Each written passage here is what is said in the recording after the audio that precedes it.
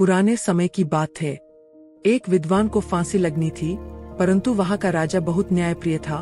वह एक विद्वान को फांसी नहीं देना चाहते थे। इसलिए राजा ने कहा, अगर तुम मेरे एक प्रश्न का सही उत्तर दे सको तो मैं तुम्हारी जान बख्श दूंगा। विद्वान ने कहा, महाराज, मैं आपके प्रश्न का सही उत्तर देने का प्रयास करूंगा। आप प्रश्न पूछिए। राजा ने कहा, मेरा प्रश्न है, स्त्री क्या चाहती है? विद्वान ज्ञानी था, परंतु उसके पास इस प्रश्न का तत्काल कोई जवाब नहीं था।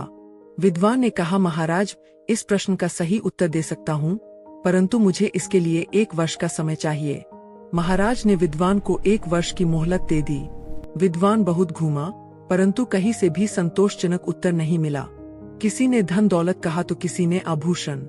11 माह बीत चुका था। एक दिन विद्वान एकांत जगह से गुजर रहा था। थका हारा एक विशाल बरगद पेड़ के नीचे बैठकर सुस्ताने लगा। उस बरगद के पेड़ पर एक चुड़ैल रहती थी। उसने परेशान विद्वान को देखकर एक सुंदर युवती का रूप धारण किया और विद्वान से उसकी परेशानी का कारण पूछा।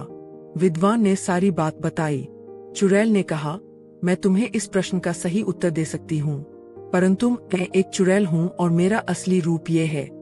अगर तुम मुझसे विवाह कर सकते हो तो तुम्हारे प्रश्न का उत्तर दे सकती हूँ। विद्वान ने सोच विचार कर जान बचाने के लिए शादी की सहमति दे दी। शादी होने के बाद चुड़ैल ने कहा, चूंकि तुमने मेरी बात मान ली है तो मैं तुम्हारे साथ रहने के लिए 12 घंटे में चुड़ैल और 12 घंटे खूबसूरत परी बन के रहूंगी। अब तुम ये बताओ कि दिन में चुड़ैल रहूं या रात को?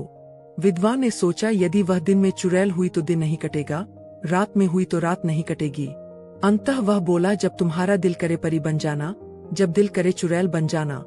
यह बात सुनकर चुड़ैल ने प्रसन्न होकर कहा, चूंकि तुमने मुझे अपनी मर्जी से जीने की छूट दी है, इसलिए मैं हमेशा ही परी बन के रहूंगी।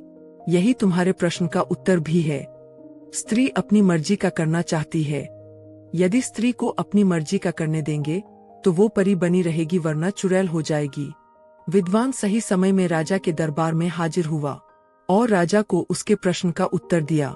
राजा उत्तर सुनकर बहुत प्रसन्न हुए।